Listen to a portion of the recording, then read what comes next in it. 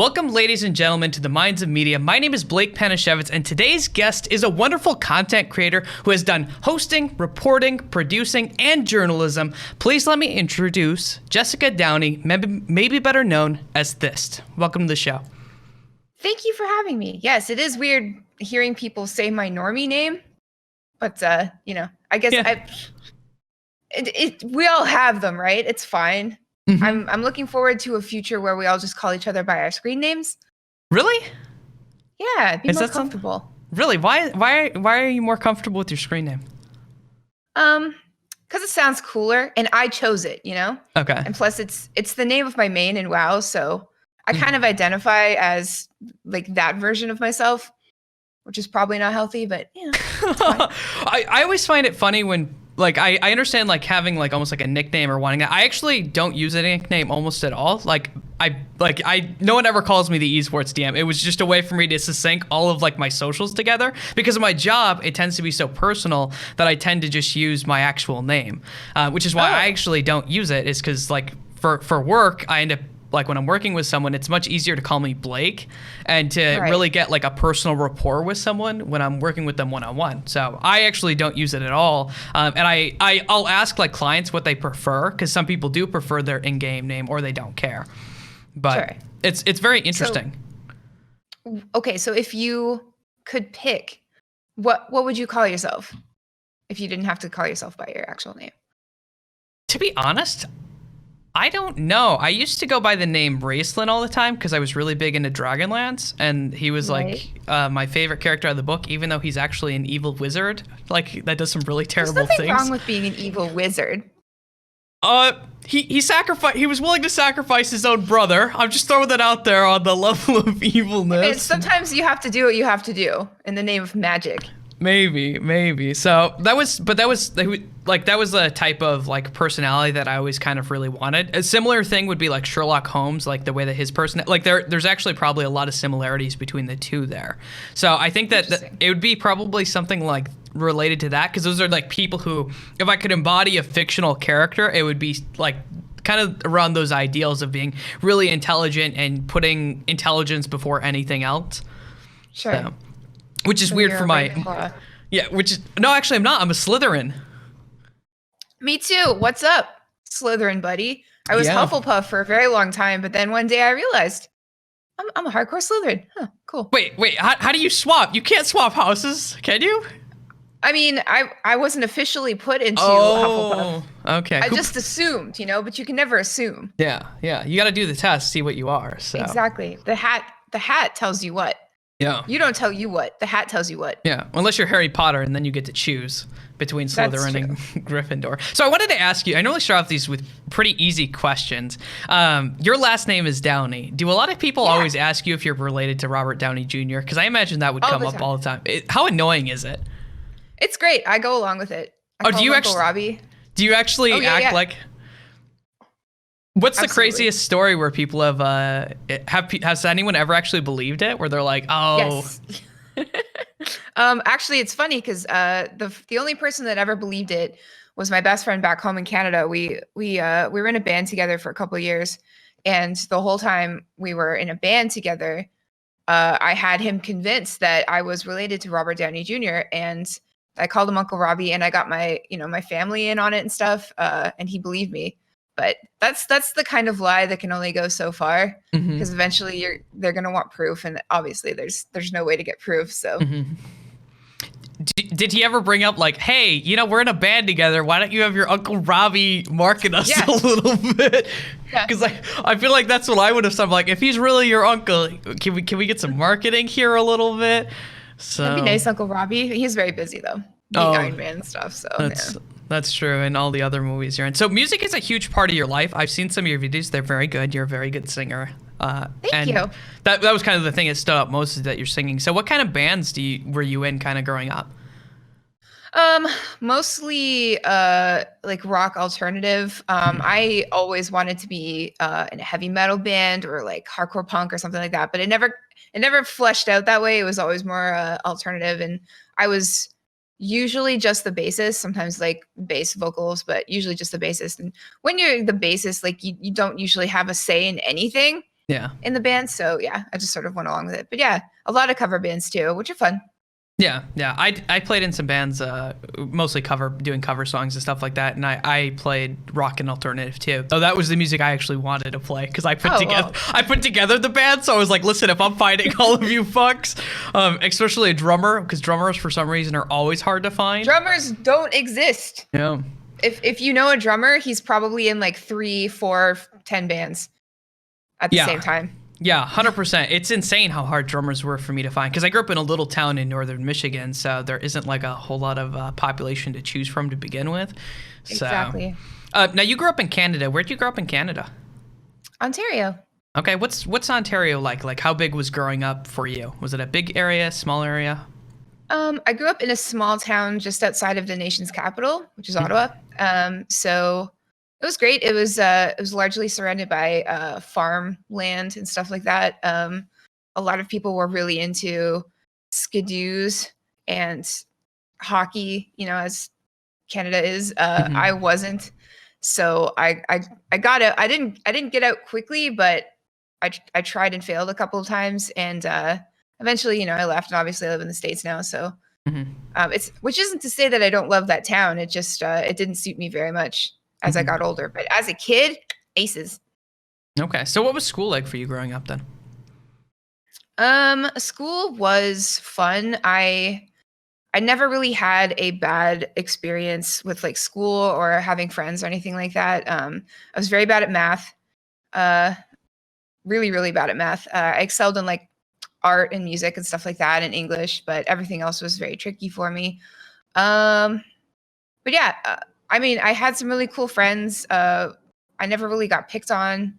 I did have a lot of trouble with anxiety growing up, but that was kind of like my battle. It didn't really like spill over into the rest of my childhood. And it was interesting because like I think dealing with my own stuff kind of made like dealing with social stuff and like the mean girls, because there were tons of mean girls, and just like popularity and things like that just didn't really matter as much when you're dealing with your own stuff like at home or in your head or whatever. So yeah, so as far as school went, like I loved it. I loved elementary school. I loved high school. I started my first band in high school, and we'd play in the cafetorium at lunch, which is like cafeteria auditorium thing. But yeah. Interesting. So you mentioned that you were bad at math. I find that kind of interesting because, like there's said to be such like a pass-through between like music and math and how much math is actually influenced by music. Why do you think you were not very good at math? I have dyscalculia, so when I look at numbers, I usually see them backwards, which, yeah, I didn't know for a long time, and then I finally figured it out, and it's still, like, it makes, like, really hard math equations, like, just almost impossible, like, it's like, it's frustrating, too, and it's very triggering, so, like, I'll look at the clock and I'll usually get it right because it's only 4 numbers or whatever. But if it was a whole equation, then there was just no way I was doing it. So, wow, how do you work through that? How do you deal with that? Because like almost all colleges require at least some level of math. And I know that you went and got an associate's in theater, but I imagine that it's pretty hard to avoid, even like an art degree. It's like very hard to avoid at least 1 or 2 math classes. How do you work through that? Is there anything you can do to kind of like manage it? Just try really hard.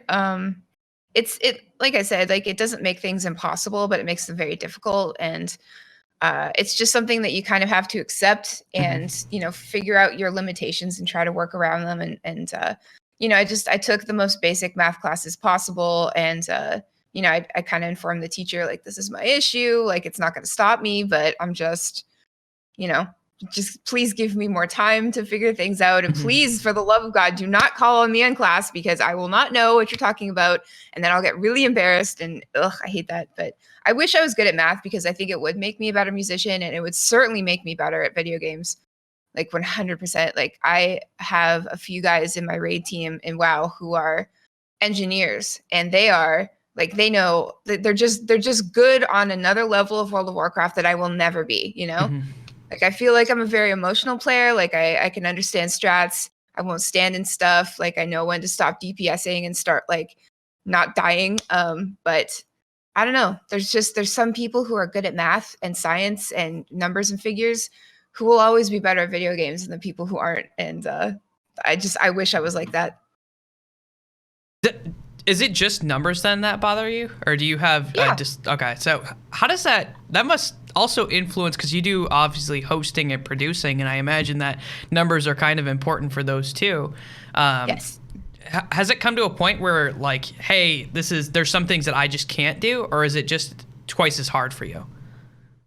It's just twice as hard. I remember one time in particular, the last show that I hosted was a Snapchat show called Next Level. And I was trying to get through a series of dates for some upcoming esports stuff. And on that show, we didn't have a teleprompter. It was just like we'd write out our script and then like sort of eyeball it for a second and then regurgitate it to the camera, which is, it gets easier as you go. But I'm great at memorizing things on the spot, but if there's numbers in them, like it just doesn't connect. So I was with my co-host and he was directing me that day, and that one it must have been less than a minute. It was just a clip and it was just me regurgitating dates, and it got to the point where my co-host had to like write them down on a piece of paper because he was like flashing his hands like this, like giving me the numbers, and it was just like it was so stupid. And yeah, so it definitely does make things a lot harder sometimes. So when you're in a moment like that, how do you react? Is it one of those moments where it's like you're like, fuck, everything just sucks right now? Or like, how do you, because I imagine that's what I would like, especially if you had one of those things come up, you did something on air and you were just struggling through it afterwards. I imagine that kind of hits you all at once, because in the moment you're probably just too focused on things, but afterwards you have time to like reflect. How does that come back and hit you? In the moment, you just have to try to not panic or not get visibly upset. Yeah. And that starts with not getting upset on the inside, which is incredibly hard. I would equate it to when you're PvPing and you're not winning and you're getting frustrated, and just like getting tilted or frustrated or upset makes you a worse player than you would be if you could just like kind of zone out and zen out. So, and when you've got a camera and lights in your face, like it's already scary enough. But when you are struggling to remember something or to say something on stage or in the recording studio, and then you do it wrong or you don't do it very well, and then when you're out of that situation, you kind of like you can't really beat yourself up because like it's done, it's over. Yeah, you just let it go. But I don't know. You definitely have to try to learn from it, and I think that kind of thinking about how you felt and how you might be able to recognize those emotions and try to deal with them better next time is important. But it's all in the moment, so it's you never know. Mm-hmm. So what did your parents do growing up? My dad worked in tech, and my mom, she had a bunch of different retail jobs. She had this amazing, she was the manager of a movie store in my hometown growing up, and it was the most popular movie store, and all the kids knew her because she's gorgeous and she has this long blonde hair, and so everybody knew that my mom was the cool mom. She worked at the good movie store. She'd give us give everybody free popcorn. And she's like really obsessed with Star Wars, so she'd always be wearing like Star Wars accoutrement.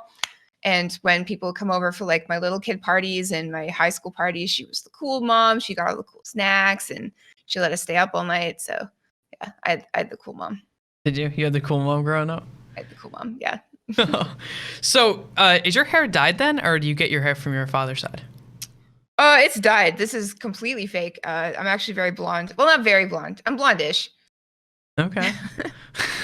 I wasn't sure because it looked really. I was like, wow, this. You have like polar opposite of blonde hair. Nah, I fooled you. I know you did. So I wanted to actually ask you about that because it brings up an interesting. I dyed my hair once when I was like really, really young. Yeah. Why do you dye your hair? Are you trying to like reinvent yourself? Because you mentioned that almost like gamer name and reinventing yourself to be some image. Does that go along with it? Yeah, I've been dyeing my hair since I was, I don't know, I think I was in grade 6 or something like that. And ever since then, it's just been different colors. Like it's been red, pink, purple, green, blue. before it was black, it was like ginger, I think. Mm-hmm. And it was honestly, I was just getting too lazy with the upkeep, and it was really expensive. And dumping black dye on your hair is way easier than any other color. And so it's just been like that for like 5 years now because I've been too lazy to do anything else with it. Mm-hmm. And that's I don't know. I just I don't know. It looks Interesting. good. Yeah, whatever. So I'm assuming that when you were going through like elementary and high school, theater was a huge part of your life then, right? Mhm. So how did you get into theater, and like what did theater mean to you? Was it like something that was like really important? Because I know you have an associate's in theater. Yeah. Yeah, actually. I was super shy until I started going to these like uh drama classes, and it was this woman from a town over, and she had a degree in theater, and so she started doing drama classes for kids, and it was in like a church basement just because it was the only place, and we put on shows and stuff, and I ended up doing that for years. And then when I was in high school, I took drama, and it it's not it was never my favorite subject, but I was good at it. And so uh I don't know. I when I went to college for theater, I thought I was doing the right thing, and I wasn't really. Luckily for me, it was a course that offered a lot of different avenues within theater. It wasn't just acting, and I've always been okay at acting. I'd get good grades and stuff, but I was never that passionate about it. What I did excel at though was makeup and costume, and so I kind of got through it that way. But as soon as I graduated, I realized that I was not a thespian. I liked being creative. I liked being in front of the camera. I liked being on stage. I liked, creating things with people, but doing plays specifically was not something I liked at all in any way. I didn't even like watching them at the end. There was just like a very clear distinction between like me and my classmates. Like they were all very like Mm. thespian, and like there's nothing wrong with that, and I admired them for that, but it just wasn't me. And I always thought that I would have been better suited for like a TV kind of thing, like a broadcasting kind of course instead. Mhm. But I can kind of relate to that. At one point, I was doing like audio production, and I Yeah. thought I wanted to like mix music and do that, but then I realized when you get into that, you can't just mix generally one genre of music, especially when you're first starting out. You have to do Yeah. everything, and there's a lot of music I would never like. Classical is a really good example. I struggle to sit through classical without sometimes falling asleep. Which doesn't really work well if you're supposed to be recording No. it and mixing Yeah. it. So I was like, oh, like, and I didn't want to put in the work to learn how to mix. I was like, I hate this, and I was like, screw this. We're done doing this. We're not gonna do this anymore. So you were big into theater when were you someone who was like, I have to go to college then? Because like you did it throughout high school. Was college something that was kind of like, if you don't go to college, you're gonna fail at life for you? Yes, absolutely. That's exactly how I felt. And I wish that I hadn't felt that way because it was tough. Like I really don't think that um anybody should go to college until they're absolutely sure. Because I definitely went because of not necessarily peer pressure, but just it felt like everybody around me had a plan, Mm-hmm. and all of a sudden I didn't. And so I got really nervous. And so I picked the college closest to me. And I just kind of went there and did the thing that I knew I was good at. And it cost a lot of money, and I don't regret it by any means. Like I met a lot of amazing people. I learned a lot of skills that I use now that are very helpful. But I think that I think that what I have been working towards in my career now probably would have happened a lot sooner if I had given it more thought. And because like you get out of high school, you're still a teenager. There's no like unless you're that kind of person who is going to be a doctor and has always wanted to be a doctor, and like I'm going to be a doctor, or like I'm going to be a marine biologist, or I'm going to do this and nobody's Mm-hmm. going to say anything, and like that's your thing and you go for it and you achieve that. Then if you achieve it and decide you don't like it, whatever, at least you achieved a goal. But if you're somebody like me who's just been, I'm going to be a musician, I'm going to be in a rock band, whatever, that was my goal. And then all of a sudden I was like, oh man, I gotta go to college. Uh-oh, I'll go for theater. That's awesome. I'll spend a ton of money. I'll go into complete debt for that. That's cool. Don't do that. That's a bad idea. Yeah, I kind of got tricked into college because of that. Because I actually wanted Really? to do no, I wanted to go play music and not go to school. I was Yeah. like, I'll work a job and I'll play. And so my dad, what he did, this is almost ingenious of him, and I don't think he had like ill intentions when he did it. He was like, Blake, you know what you could do if you want to play in a band? You could just go to school and play in a band while you're in school, right? But what he didn't really let on to is that, hey, if you start doing this, first of all, traveling is almost impossible when you're in school because you're going to school, and second, you have to pay back the debt once you stop school, and you don't realize it. And then you're like, oh fuck, do I continue going to school and actually maybe not, like, as long as I have this debt, at least maybe I have a way to pay it off, or do I stop and try to figure out a way to pay off this debt? So I was like, well, fuck me. I guess I'm just going to continue doing school now. And it took me a long time to figure out what I wanted. It took me almost like 3 years of just like wasting away money to figure out what I wanted to do.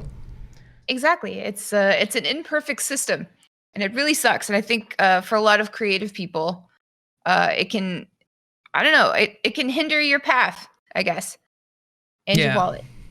Yeah, a lot. Do you think that if you would have waited to go to school, you would have figured out like the same pathway that you want to do now? I don't know about that. I really did want to be a rock star for a long time. It took me a while to figure out that was probably dumb. And I always loved video games, but I never considered a career in video games until about 5-6 years ago. And once I figured that out, then everything was very clear, you know, but I'm not sure if I would have figured that out any sooner than I did. Mm-hmm. Yeah. So what about music made you turn away then? What made you come to the realization that, hey, music isn't actually the thing I want to do? Honestly, I think I got scared out of it because, you know, people are always telling you growing up, like, yeah, you can play music, but have a plan B. And I didn't know what that was. And so I don't know, I guess I kind of pushed music away because I couldn't figure out a plan B, and I was spending too much time on plan A. And I don't know, it's hard out there because if you don't have, I don't know, the best equipment and the best transportation, and if you can't commit to, you know, like for me, I wanted to be in a rock band, so I needed people who are committed. I needed people who would practice. I needed people who are willing to, you know, throw away a conventional life for music. And, you know, people aren't usually willing to do that. And, you know, I was fresh into college when I was playing in my last band, and, you know, we broke up, and it was just, I don't know, it was just too hard. And I don't know, the wind in my sails just kind of died. So. Do you have any good band stories that like something that you look back on and you're like, wow, this is something that I really remember? Or maybe a bad band story where we're like, oh my God, I can't believe this fucking happened. I mean, yeah, I have a lot of weird stories. My high school band played this like weird hippie festival in the woods one time. That, I don't know, I probably shouldn't get into that, but that was a weird time. We got to play at a lot of really cool places in Ottawa, including this bar that the Rolling Stones have played at a few times, which was really cool for me, just being up on that stage and doing that. We won a few like Battle of the Band type deals. Yeah, I don't know. No, I can't tell any of my band stories. That's fine. So you had some like interesting jobs, at least it looks like, either near in college or out of college. When you were getting close to graduating, did you know what you wanted to do? Like, were you close to being like, oh, I know what jobs I want to do, or I'm going to look to apply for these jobs? What was your plan as, like, because I imagine that was another stressful period. My camera is really acting up, where things were just kind of going wonky. Yeah, no, I had no idea. Out of college, I decided to be a makeup artist because the thing that I was best at in school was effects makeup. Mm-hmm. So I went and did that for a little bit. I did some makeup for this really cool web series. But then shortly after that, I left. and moved to Chicago and started writing about music instead. So that was cool. How did you get that? That's a huge jump, right? That's like going from doing like makeup to moving to Chicago to writing music. Like, how does one get that jump? And I want to ask you for your makeup thing. Do you have to? Because I know other makeup artists, they have to be like union a lot of times. Like that's where you get a lot of your gigs. Were you like union makeup or were you just like freelance? I was freelancing back then. I had plans to continue my makeup education. I wanted to, get the basics, get like the beauty basics and stuff because I wasn't super familiar with those. Like I was really handy with latex, but not with like actual makeup. But yeah, that was my plan. I was gonna go to beauty school and I was gonna figure all that out. And I really wanted to work for like Weta Workshops. They did the all the Lord of the Rings stuff and coincidentally the World of Warcraft movie. But that was kind of my goal. So I was on my way, but no, I just I was shopping around my portfolio and I got this job writing and I had a few other writing gigs around Chicago as well. So I went there and it was probably the worst place I've ever been. Really? It was, oh yeah. It was like, I couldn't afford to live in the city. So I lived in a bunch of ghettos. Okay. Don't do that. Yeah. Because like Chicago's one of my favorite places to visit, and I think it has some of the best food probably in the United States. Food's great. Food's great. But yeah, if you're living in the ghettos of Chicago, probably not an ideal situation at all. Don't do that. Yeah. Yeah. Yeah. So you mentioned that you shopped like for people out there, let's say that they wanted to do that. How did you get to a point where you were shopping around a portfolio to get hired as a writer? Right, like what did you have to build up, and was it just you had really good networking skills? Because you seem very personable, so I'm wondering if it's just that you're great at like networking and talking to people, and also you have the skills to back it up. I think so. I definitely got very lucky, but if you're interested in writing, you have to.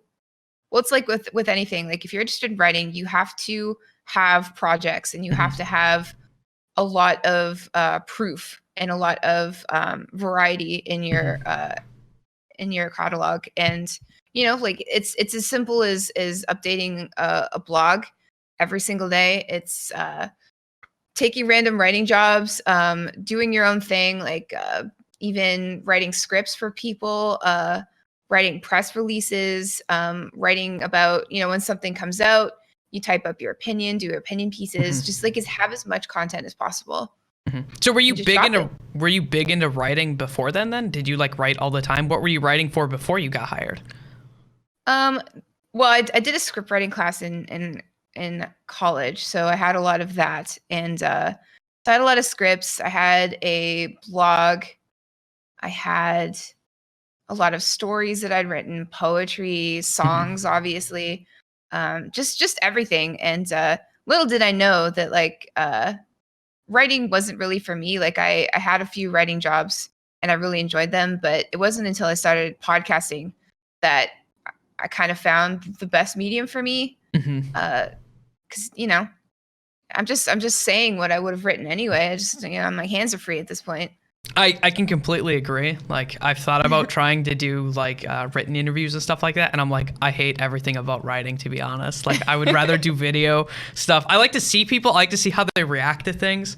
I like to like all of that is like really good for me, but I don't like writing. So like part of me is when like you should get into writing, Blake, because it'd probably be good for you, and the other part is like, Blake, you're gonna hate yourself if you're writing all the time. You will, yeah. So I mean, there's no need really, unless you're trying to get a job in journalism. There's no need. Yeah. Yeah, so that's kind of how I was looking at that too. So you end up getting this writing gig living in Chicago, and I think I wrote it down earlier. You did not stay there very long. I think it was less than a year, where you were doing writing, right? Something like that. I went home a couple times, but yeah, and that's when I started doing gaming content, like just podcasting about WoW and Blizzard games. And that's when I kind of figured out that being a part of the game industry or the esports industry would probably be the best way forward at this point. And then I became obsessed with it. So you mentioned that you started doing podcasts. I want to take a jump back and kind of see, where did games kind of take a role in your life? Like, were you always a gamer? Was it something you found in college? Where did games take kind of a significant role in your life? I've always been a gamer, always. Luckily, my dad had all of the iterations of Warcraft, so I'd been playing those on his work laptop. And then I started playing WoW in vanilla, and I haven't stopped. It's been like 15 years. And I was I was a console gamer, and I loved a variety of games up until WoW came out, and then WoW kind of ruined me for most games. But yeah, I had my N64 phase and my PlayStation 2 phase, and then after that, it was PC gaming or nothing. But yeah, and then I realized like how much I loved Blizzard, and Blizzard started expanding their stable of IPs, and I realized that I loved them all, even if I wasn't good at StarCraft. But yeah, no, I've always been a gamer, always. And so at what point do you start to say to yourself, okay, this is what I want to get into, and I want to do whatever I can to get into this job field? Do you remember that moment? I think so. I think it's when you work on something that you're so passionate about that it doesn't feel like work, and you're actually excited to do it again, and you're actually excited to work harder, and you don't mind upsetting your life and your routine to make that happen, when everything just sort of, I think when you have a passion for something, it doesn't matter how hard it's going to be to do. It doesn't matter how long it's going to take. It doesn't matter how many hours you put into it for very little success. If you're passionate about it, it's going to be fun and worthwhile no matter what. And I'd never felt that way before. Like, music was great, writing was great, but it was never as easy, and it was never something that I would have died for, But once I realized that I had always been passionate about games, and they were a huge part of my life, and not only did working and contributing to the gaming and esport community, not only was that fun, but it came with this amazing community as well, of people who are welcoming and friendly, and I don't know, just people that I understood and who understood me. So the community really became the biggest piece of it, I think. But yeah, I'd never felt that way before, so decided to roll with it. So it was almost like you found a place where you felt like you belonged. Is that the best way to describe it? I mentioned that was probably probably one of the best feelings you could ever have. And did you get that when you started doing like podcasting? Was that when you hit that moment of, this is what I want to do? Yep. So when you hit that moment, what do you do next? Do you just keep podcasting? How did you set your goals up to kind of get to some like success? How did you set it up to get where you wanted to be? I don't know, just kind of like moving around in the dark for a long time, the thing about podcasting is nobody wants to listen to your podcast ever. Yep. Never. This is true. Yeah, but you can't let that stop you, because eventually somebody will like it, and that person will know another person who will also like it, and they'll say, hey, try this. And eventually you'll get like 5 people, not including your mom, who will listen, and then you go from there. But podcasting is, and to be fair, podcasting has become a lot more popular nowadays, but like 5-10 years ago, so with my first podcast, like, we just concentrated on like putting content out, just putting it out and putting it out every single week without fail, just putting it out. And eventually people caught on. But the nice thing about doing a Blizzard podcast is that you are not alone. There is the market is very oversaturated. Yeah, everybody has a WoW podcast, but the thing about that is, like, everybody's nice. So if you get in with these people and you're friendly, you make friends with them and you collab with them, there's this network of people who are, looking to try you out, to see what's going on. And so we kind of caught on through there. And I don't know, we were just super lucky. And we just, we developed a community of people. Like, social media was very helpful with that, especially Discord and Twitter. we just kind of went from there, and we just tried to put out the best show possible every single week. And eventually that, I don't know, like I think we had a very good reputation within the community, and more and more shows were asking us to, come on and be guests, which is very helpful. And it just kind of went from there, I guess. Mm-hmm. So do you remember the first like moment where you said to yourself, I made it. This is it. I've made it. Or do you still struggle with that? Are you still like, nope, still haven't made it? I don't know, man. I've had so many incredible opportunities because of podcasting. Like not only like getting actual industry jobs because of it, but doing cool things at BlizzCon and actually working for Blizzard, and meeting people I've admired for years and becoming friends with people I've admired. And it just seems like every time I hit a milestone, it's one that I didn't anticipate and one that I never thought was possible. And I always think like, this is it, the first time I was on Convert to Raid, which is like one of the biggest WoW podcasts ever. Like they're 8 years and counting. I'd been listening to it for 8 years and counting. When I was a guest on there, like my butt was so sweaty the whole time. I've never been so nervous in my entire life, just sitting there shaking like a leaf talking about WoW. I thought I had made it, like that was it. I did it, but then I got asked on that show regularly. Now I'm on the show. I'm a partner, and like the host is my best friend, and we're always hanging out and stuff.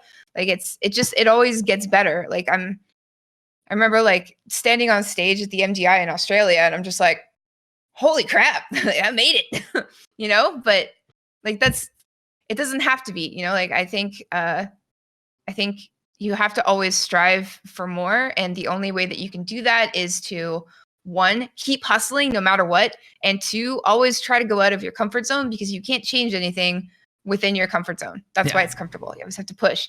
And then when these things happen to you, you have to stop and take a minute and appreciate them, because, you never know when that's going to be it, like maybe that's the plateau. Maybe that's you making it. Maybe that's it. So it's a weird mix of like appreciating what you have, appreciating your accomplishment, and appreciating it in a way that, if it was the last thing to ever happen to you that was this cool, then at least you stopped and appreciated it. But also you can't ever take these things and go, okay, I'm done, like don't ever do that. Like, cause you never know, like you always be hustling. So one of the expression. I think that's good. One of the things I've noticed, at least from some of the research that I did on you, is that you're a very big Blizzard fan. I love Blizzard. One of your favorite. You're a very, very big Blizzard fan. And one of the things I also noticed, you worked for Blizzard a little bit as a sideline reporter. What was that like? Like getting that opportunity to work for this I want to say entity, which sounds ominous, but this entity that it kind of is. They are a little bit.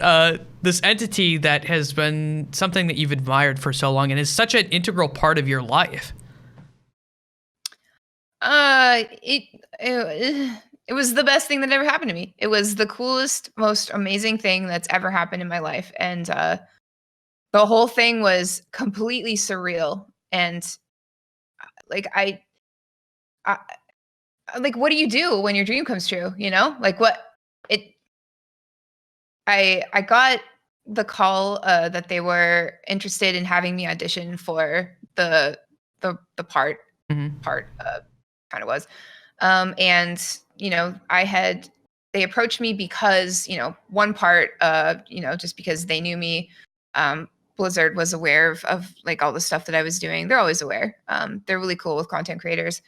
But it was one part, like, we know that she, can do stuff and that she does stuff. But it was also just people I knew, like I'm lucky enough to know a lot of people in the industry, and a lot of them work for Blizzard. So people were, talking me up and saying nice things about me, and I had no idea. But when I found out, like you guys are the best. But so I got that, and so I sent in an audition video, and then I had a phone interview with them, and that was terrifying. like sometimes interviews come along that could change your life and that you want so like more than anything, but like, and you're sitting there trying to prepare and you're trying to like, you're Googling like interview questions. Yep. Where do I see myself in 5 years? And then you write out an answer and it's like, but you can't like anticipate anything. But in true Blizzard fashion, like everything was super chill and they were just like, yeah, so you play WoW? I'm like, and then I waited a month and that was awful. I hate when companies do that. Like they like give us a 2-week update. Like, hey, listen, we're still busy. We're still doing interviews. Just letting you know that you're probably anxious right now. Just sit back, relax. We'll get back to you in like 2 weeks. Yep. Yeah. So. No, that would have been great. But and I spent that month just going like, okay, like it's still cool that I was even considered. Like this is good. I'm moving in the right direction. Mm-hmm. And if I don't get it, like I'm gonna cry and it's gonna suck. But I had a taste, like I was almost there. But so I got another call after a month and they were like, yeah, we want you to come sideline. And I was like, thank you so much. When do we go to Ohio? And they're like, it's actually in Sydney, Australia. And I was like, all right, cool, let's go. So we went there and it was the most surreal, I remember like it would be exciting to go to Australia, but that was like the least exciting thing. Like no offense to Australia. I was still super stoked to be there. It was great, but I was going there to do this thing that meant everything to me. And I don't know. It was 3 days of work and then 1 or 2 days of just like recuperation from the flight. And the coolest part of the whole thing was the people that I worked with, honestly. Like I got to meet some people that I didn't know that I admired for a long time. I got to hang out with people I did know because I was, I'm in the community and I hang out with them at BlizzCon and stuff. And like it was just like the people at ESL Sydney were fabulous and amazing and friendly. And it would have been terrifying if everybody was like super strict and not goofy and friendly. But they were goofy and friendly and it was great. So yeah, it was, I don't know. It was the coolest thing that's ever happened to me in my life. And I look back on it a lot and I don't know how to feel about it. Like obviously it was great, but I don't know. There's just some things in life that are just too cool. So kind of looking at that, and from that progression, were you hoping to do more with Blizzard? Did you do more with Blizzard? The stuff I couldn't find anything else that you got to do with Blizzard. No, that was a one-time gig as far as I know. But working with or for Blizzard is my dream. And if it ever happened again, like it's tricky with the sideline reporter because it has to be a LAN, and there's not a lot of LANs. Like there are only 2 LANs this year, the one in Sydney and then the one at BlizzCon. But Aya was sideline reporting for AWC this year, or last year now, I guess. So she handled both on stage at BlizzCon and she knocked it out of the park. She was incredible.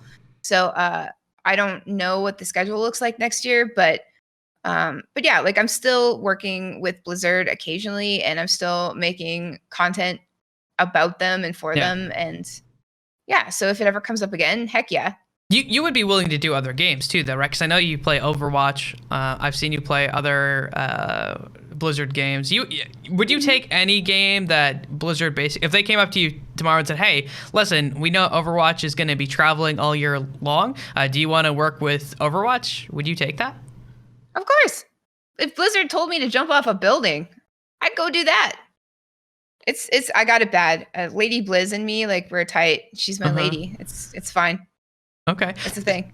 What do you think then about, because I know that it's like someone like Alchemist has been very critical of Blizzard. Does any, actually other people, I'm pretty critical of some of Blizzard stuff too, just because of the competitive scene and some of the stuff I've seen.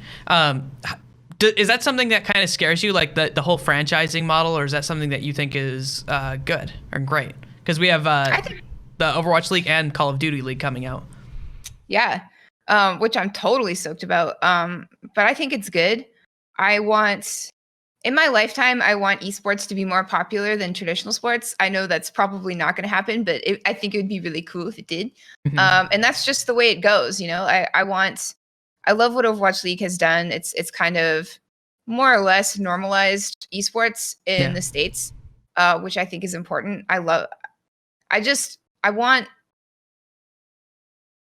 esports to be something that is accessible to way more people than it is now. And I think with the Overwatch League season coming up and, the model being what it is, I think that it's going to entice a lot more people to try it out just because it's going to be available and it's going to be normal to want to do that. And I'm a firm believer like in the power of live esports. Like if you go and you watch esports with other people in an arena with like lights and announcements and merch and sponsors and just all of that, then you're hooked. Like there's no way you can't be. Even if you don't really understand what you're watching, it doesn't matter. It's still fun. It's so much fun. So I'm for it. I know Blizzard didn't have the best year. Like 2019 was awful for Blizz, and a lot of things happened that obviously I wasn't a fan of, but I haven't lost my optimism. I believe that Blizzard can bounce back from this. I know that they can do better. A lot of companies go through growing pains when things happen to them, and nobody really notices because stuff happens at, I don't know, Target or Walmart or whatever. You don't have like Target and Walmart fanboys being like, this isn't the same company I've loved for 15 years. Like, what is this? I'm upset personally. Personally, I'm upset, It's like, because, nobody cares. I mean, if you work at Walmart, you might care. But, Walmart fanboys don't exist. But Blizzard fanboys do. And so whenever something happens to Blizz or Blizz makes a mistake, which they have done, people take it personally because Blizzard is producing content that means something to people. It's like how people react to bad movies. It's like, you've ruined my childhood. How dare you touch Star Wars? But I don't know. I think 2019, a lot of things went wrong. It was a huge growing period for Blizz. And I believe that they can bounce back from this. And I believe that they will. It might take all year this year. It might take 2 years. I don't know. But as long as Blizzard still has their core values and a lot of the people working there believe in that, then I think Blizzard has a chance. I think it's fair. One of the things I wanted to ask you about is you've got to do a lot of different jobs, including like journalism, producing, hosting, co-hosting. What is your favorite thing to do out of those, and why is it that? I think it's content management.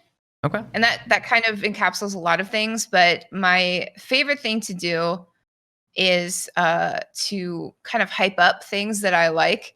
I love going on Twitter when there's like an Overwatch match that I'm really excited about, or any kind of WoW esport happening. I love to go on Twitter and be like, hey guys, this is happening. It's awesome. Look at this clip I just made from it. It's great. It starts right now. You should come see it. Like, I love hyping that stuff up, and I love finding content around that. Like my first content management position, I was looking for and creating memes for a Snapchat channel.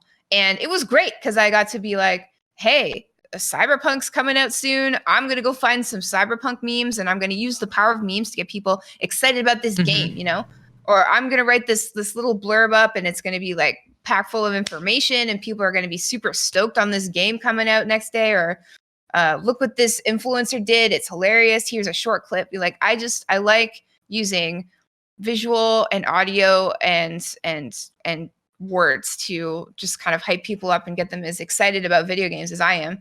And, I can do that on stage. I can do that as a host. I can do that on camera with a show. I can do that podcasting. I can do that with writing.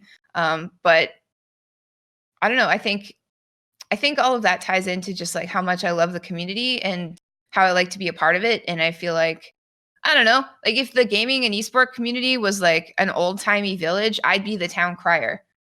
I just be walking around with the bell being like, hey guys, bring out your dead. Bring out your dead. The new WoW patch is coming out soon. You guys want to play it? It's going to be great. Here's all the features, that'd be me.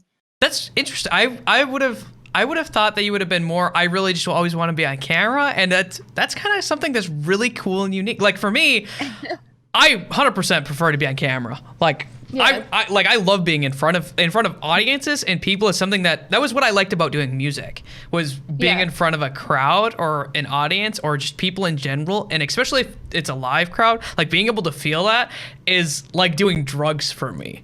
Like that's the best way to describe. Like even like now I think back, like what is the best rush I've ever had, and I've done like cliff jumping, snowboarding, all Whoa. that, and I hurt myself cliff jumping. I compression fractured my back actually, so.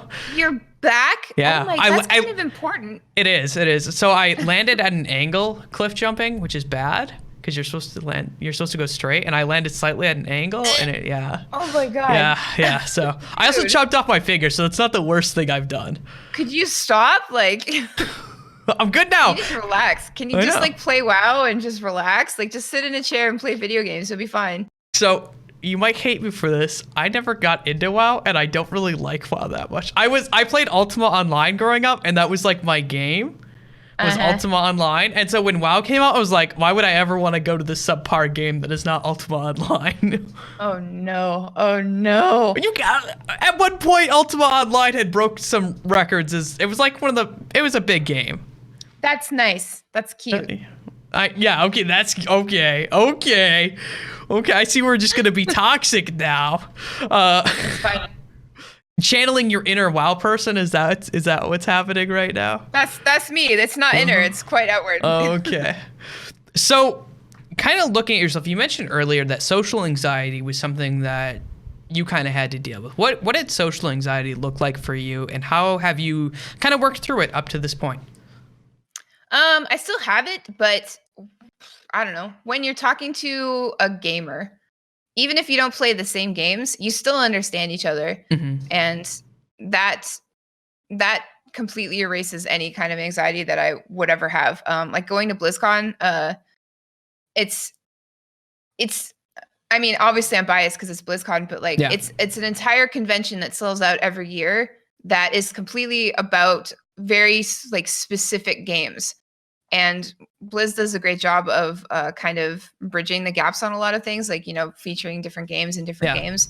So, you know, if you're standing around like waiting for a food truck line to go down and you overhear people talking about a game that, you know, you're not great at, like if they're talking about Hearthstone and you're a WoW player, you can still talk, like you can still jam. Like there's so many, like everybody is a potential friend at BlizzCon. And that's how it feels to me. And then, you know, when I go to other things like E3 or I don't know, any esport event, regardless if it's Blizzard or not, like you still understand each other. You know? Like I went to ESL One New York a few months ago, and you know, I wasn't huge into CS:GO at the time, but I was still able to like sit there and enjoy myself and, you know, meet people and make friends and, you know, just like vibe off the energy and stuff. And I don't know, like, I guess it all ties back into like loving the community and finding a place you belong. Cause if you are a gamer and you meet another gamer out in the wild, you'll always have something to talk about. And, you know, if they're talking about some game you've never played, you're probably interested in that game because all games are interesting to you because you're a gamer. So you guys can talk about the games that you like. And it's just, I don't know, maybe I'm just really afraid of small talk, because small talk with a normal person is impossible. It's terrifying. Like, what do people even talk about? I have no idea. I talk about food with normal people because I love food. Sure. That's so. I mean, I guess I don't know. What? Okay. So I'd come up to you and be like, "Hey, man, what's up?" And you'd be like, "Nothing. Just getting groceries for this food I'm about to eat." And I'm like, "Cool. What kind of food?" And what do you say? Beef Wellington, which is amazing. If you've never had it, you should probably try it sometime. It's really easy to make too. And I'd be like, "I'm vegan, man. What else can we get? What else do we got?" Are you really vegan? Yeah. Is the Wellington part vegan? Like, no, it is not. Beef on the side. Oh. Yeah, no. Actually, I don't think you could eat like any of that because you can't have butter, right?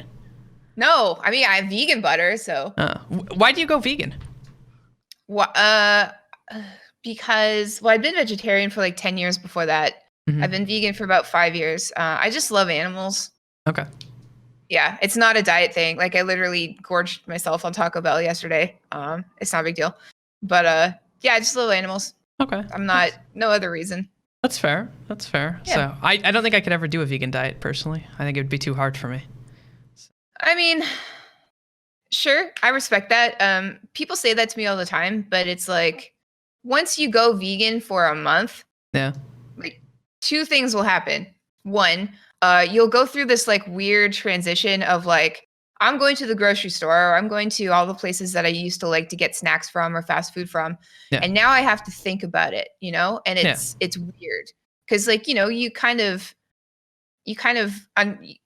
when you're a kid, you know, your parents give you food and tell you what to eat. And then you kind of like figure out what you like personally. And then you kind of get used to the food you're eating and, you know, you go from there. But as an adult, it's like, whoa, I don't even know what I like now. That's weird. So you kind of go through this thing where you have to try out all the different vegan cheeses if that's something you're interested in. You have to try out all these recipes.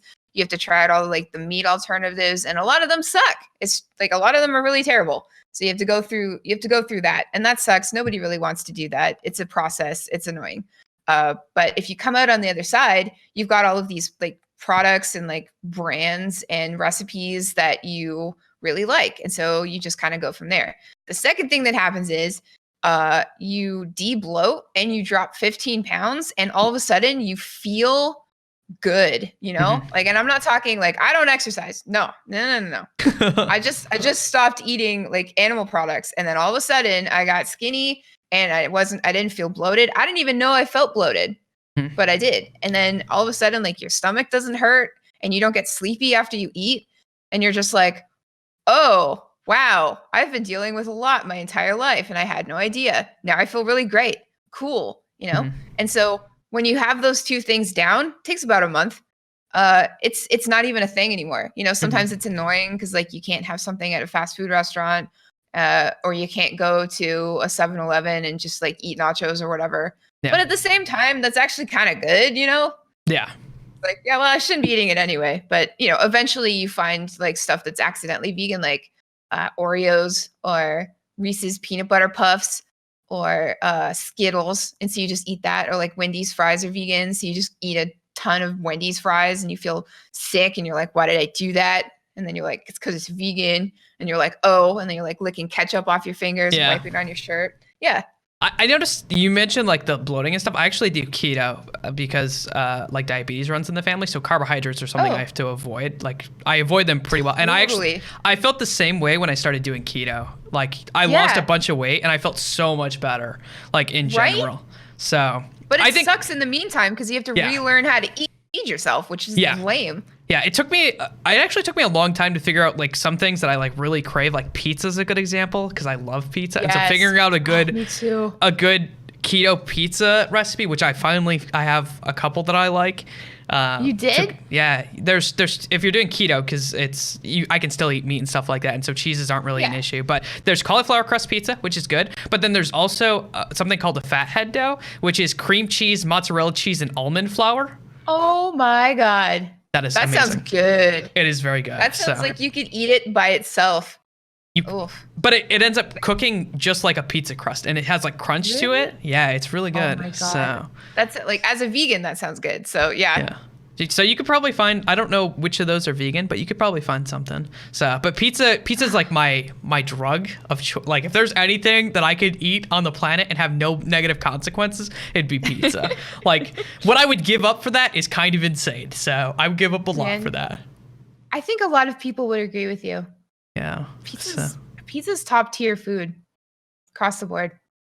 It is. It is. So I was going to ask you, kind of looking at yourself and the stuff that you're doing, do you always look to improve yourself? And what are things that you think that you need to improve for the future?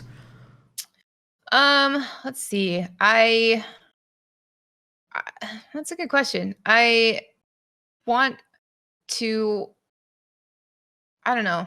I think the most important thing with trying to work on your career is hustle. And that just means, you know, doing as much as you can to work towards your goal for as much of the day as you possibly can. Like I do a lot of social media, and a lot of that is purpose driven. But you know, when I'm working on something, I try to work my, maybe that's it. Cause I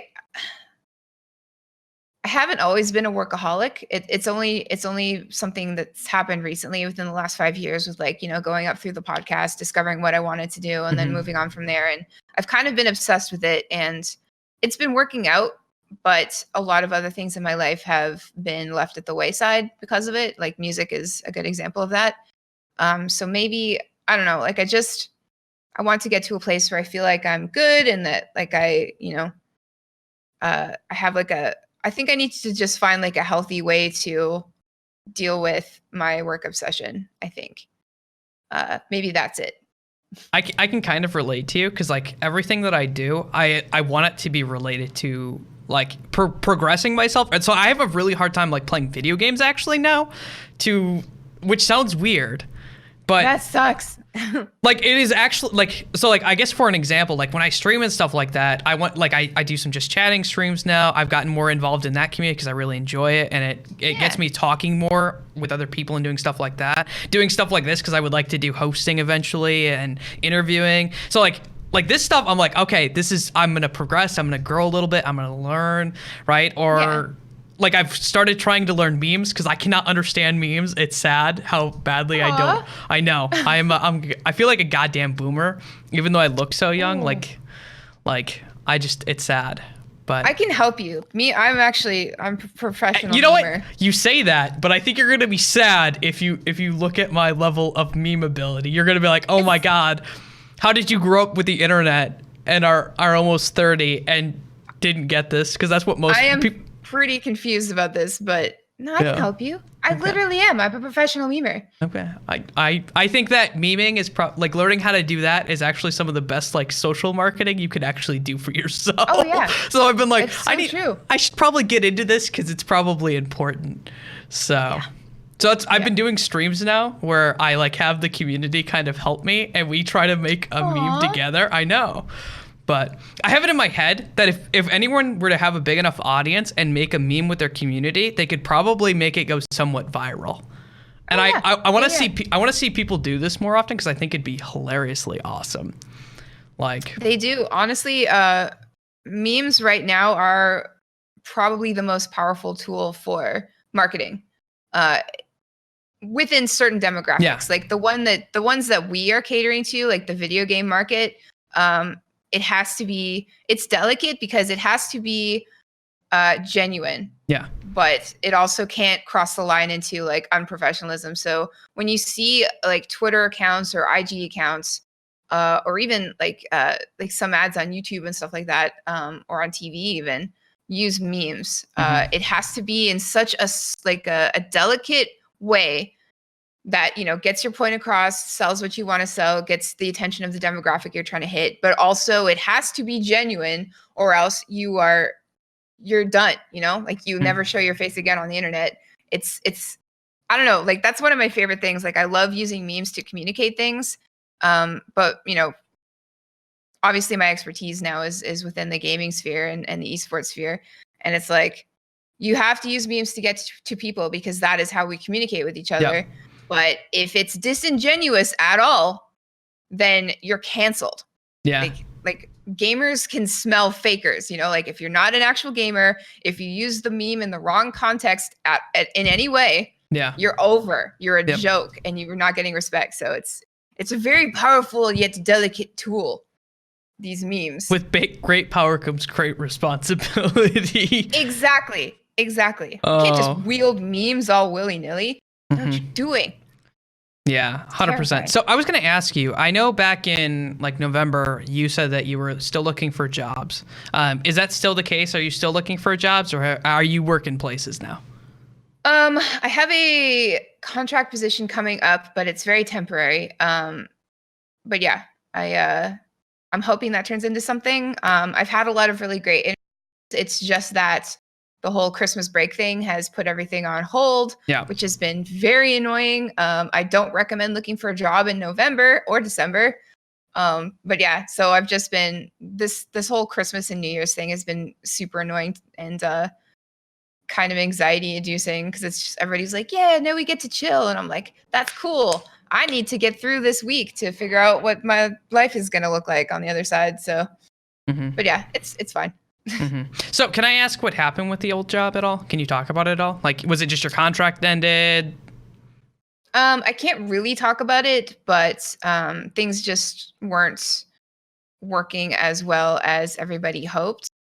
And so a few changes had to be made. And unfortunately, I was one of those changes, but it's cool.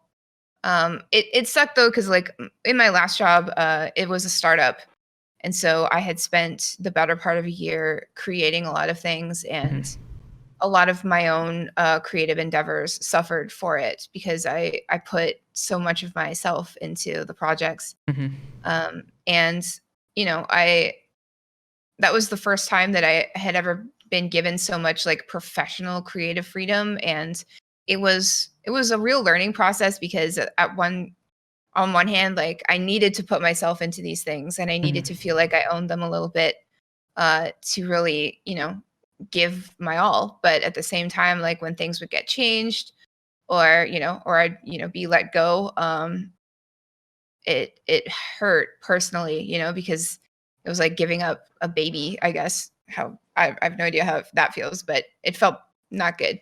So I just it was a good learning experience for me though. I feel like I need to, you know, not take myself out of future projects, but maybe kind of think about them differently or try to feel differently about them, so that when things change or anything like that, like I won't take it so personally. And I remember reaching out to the community at one point last year asking about that. And it's apparently a thing that a lot of professional creatives deal with, you know, because like if you're creative, like you have to put your heart and soul into something if you want it to be, you know, like the best work that you can do. Yeah. And it, you know, if you're working at a job, like obviously you want to put 110% into everything. But at the same time, it doesn't really belong to you. So like, and that's then hard to deal when with. changes happen, like the entire time you're like, you've destroyed my thing that I created for you. Why would you have me make this if you're just going to destroy it anyways? Exactly. Like, you know, constructive criticism is fine, small tweaks or whatever. But, you know, if you spend, you know, every waking moment thinking about this project and you put yourself into it and then it gets changed immediately, like that hurts. But, you know, that's just part of that's just, I don't know, that's part of a job. So. Yeah, understandable. So kind of looking towards the future, what is it that you really want to do? You mentioned, I'm assuming it's content management? And how could you see yourself being really useful to the sphere right now? What do you think really needs work with content management? What do you think are the drawbacks that you provide that maybe other people don't? I think that as far as the esports scene right now across every game, almost every game, no, every game, across every game, the marketing needs to be more accessible to people who are casuals. I feel like with Call of Duty and Overwatch this year is going to break a lot of barriers and make esports live a lot more accessible than it ever has been. Yeah.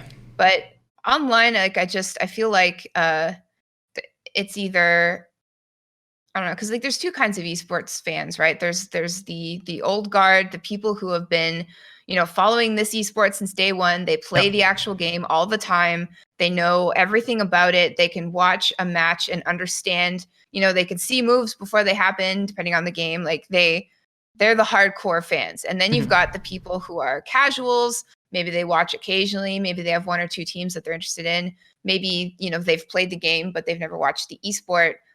Those people, they need to feel like they're included with like the memes and the jokes and the info like the old guard are, but the old guard can't be made to feel like they're stupid, you know, or like letting people into their like exclusive club. Like there needs to be a healthy middle for the esports scene where everybody can feel like they're in on the joke, but nobody is offended on this side and nobody is offended on this side.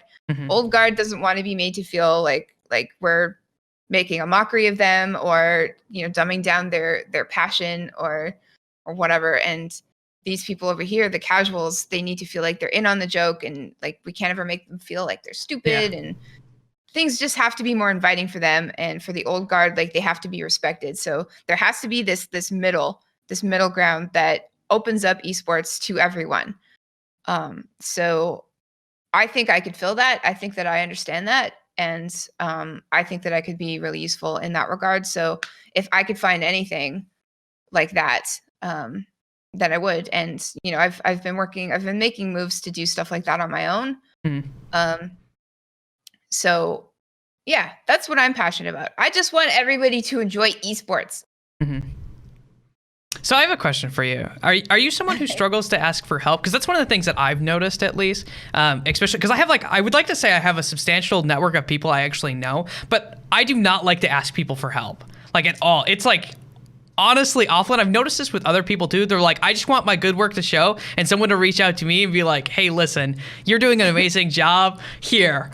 Are you someone who's okay with that? Like asking your friends for help, or is it something that you struggle with? Honestly, that used to be a thing. I'd never ask for help. I used to get that note on my report cards back in elementary school. Like, Jessica never asked for help. Like, she could have done this if she just not. Yeah, exactly. Because I don't want to bother people, you know? Like, and I just I want to do it, you know? But I too have a huge network of people, and I've been lucky enough to have people in my friend group and in my network that have been nice enough to offer advice. And I'm starting to not take the advice, but I'm starting to understand that it's appropriate to ask these people for help. And I have a lot of mentors in my life now who I know that I can ask for help. And it's just, I think when you make a transition into an industry like the esports industry, if you're lucky enough to know people who have been around for years, like Alchemist, you mentioned him, like he's a really great friend of mine. He's amazing. Yeah, and he's become a mentor because he's been there since day one. Like, he has the wisdom, and like if you are friendly and respectful and, you know, aware of how freaking lucky you are to be able to even talk to somebody like that, then it's okay to ask for advice, and you'll get some amazing advice, and you should definitely follow that advice. And I think when I look at my life, like, the thing that means most at the end of the day are the people in it. And I am so lucky to have some incredibly talented people in my life who've been in this industry for years. And I understand that I would be an idiot not to ask for help and advice sometimes. So I've been trying to do that. I've done that a lot lately, just with job searching and things like that. But at the same time, like, I don't think it would have been as easy for me to learn how to ask for help and advice if these people hadn't offered in the first place. Yeah. So I think that's just me being super lucky. So I actually only have a couple more questions for you. My next question is do you have any life regrets? Anything that you're like, wow, if I could go back and change this one thing, this is what I would change? No, I don't think so. I always thought I should have learned piano very early. Because, you know, once you play piano, you can play anything. But I never did. So I think that's it. But I don't know. Like, I try not to have regrets. I don't know. I kind of look at things whenever I'm about to do something scary, or I'm thinking about doing something crazy, or going for something, or anything like that. Even if it turns out bad, like, I try to look at it through like a deathbed perspective. Like, if I'm like a super old lady and I'm on my deathbed, I'm like, oh man, this sucks. I don't want to die, whatever. I'm going to be like looking through my life and trying to remember these things. And I'm going to look back on stuff and be like, oh, that was lame. But I still did it. So that's awesome. You know, and I tried doing something, and if that failed, oh well, at least I freaking did it. Like, I don't want to look at stuff that hasn't turned out well as a regret. It's just one more thing that I get to look back on someday and be like, well, at least I did it, because it would suck if I hadn't. And then the other question I had for you is, you've been involved in both the esports and kind of gaming industry, and from what I've seen, they're almost like different communities, right? Like, what do you think is the big difference between the two? Because they're kind of related, but they're also kind of not related at all. Yeah. That is a excellent question. I feel like the gaming community is much more no. The gaming community is more accessible because there's such a wide variety of different games, and you can go into this, you can wade into the gaming community, find your people, find your niche. Like if you're Pokemon and nothing else, here's your Pokemon people. There they are. Get into it. But with esports, it's games on an elevated level, and by nature, like you're watching these games that you may or may not play, played by professionals who are paid to be the best at it, and it's coming up. Like esports has been coming up in North America for a very long time now. Yeah. And it's continuing to, like, it's been gaining momentum a lot in the last couple of years. And I just feel like I haven't always been into esports. It's been the past couple of years that I've gotten into it, and it was hard to get into because it's very daunting. And like I said, like, I was over here on the casual side, and I felt like I didn't understand the inside jokes. I didn't understand what people are talking about. I'm watching these esports. I don't get it. Like I play WoW. I've been playing WoW for 15 years and I don't understand what I'm looking at, and there's a lot of elitism, not on purpose, but it can be daunting to people who are on the outside. So I think that's the biggest thing, like, and that's why I want to try to work to break some of those barriers a little bit and make esports more accessible to everybody. But yeah, I'd say that's the biggest difference. Like you hold a Switch in your hand, you've got your gamer card, you go in, like there you go. But just because you play CS:GO doesn't mean that you're going to be able to go to a CS:GO esports match or get up at 3 a.m. to watch a match in China and understand what's going on, or be able to participate in chat. Like, it doesn't work that way. So it's just two different cultures, and one of them is a lot less daunting to look at from the outside than the other. Okay. I think that's a really good answer, actually. Thanks. So I want to say thank you so much, Jessica, for being on the show. Thyst, sorry. Thank you for having me, though. This is great. I love your content, and I'm super flattered that you asked me. So thank you. Yeah. So I'm actually people don't realize it, is I'm really willing to have everyone on the show. Just sometimes I don't know who to ask, because I'm like, there's so many people in so many different industries. So that being said, I actually have one last question for you. It's the question I ask always at the end of my show. Having had the experience being on the show, if you could see anyone being on the show, the only criteria is they have to speak English, because that's the only language I speak, and they have to be involved in either the gaming community, the esports community, Twitch streaming, YouTube. They need to be some sort of criteria within that, like, large thing. Who would you like to see on the show? And if you pick someone who I've had, I'll let you know. Let's see. I know a lot of really cool people. Like, you should have Golden Boy on. He's amazing. Alex Mendez. You should have my mentor, Pat Crane. He's been in the gaming podcast industry for almost 9 years now. And he's a voice artist. You should have any of the casters, like the WoW casters, like Sloot or Jack or Tettles or Zyronic. You should have my mentor from Blizz, Zorbix. He invented the Mythic Dungeon International. Like, he invented an esport, dude. Like, that is cool as hell. That is cool. He's the all-father of an entire esport. That is amazing. I know. You should definitely ask him. He's incredible. Awesome. But yeah, no. And I can send you a list after the show, too. If you want to, that would actually be helpful, because a lot of people don't respond, which is okay. I understand people are busy, or that's fine. Of course. So, but having a list would actually be the most helpful thing ever. So, but I want to thank you so much for being on the show. I had a lot of fun. I don't know if you did. I hope you did. I did. Hopefully it's a little different. I try to make this very unique. So if it's not, I think it was. Thank you. No, I really enjoyed myself. Thank you so much. Yeah. So if you have any shout outs, if you want to give them, now's the time. If you don't, then I'll close it out. Okay. Hi, Mom. Hi, Mom. Is that it? Hi, Mom. Yeah, I like that. I like that lady. She's a nice lady. I hope so. Thank you so much for being on the show. For everyone out there, this has been The Minds of Media. I really hope you enjoyed the show. And until next time, I hope everyone has a wonderful day.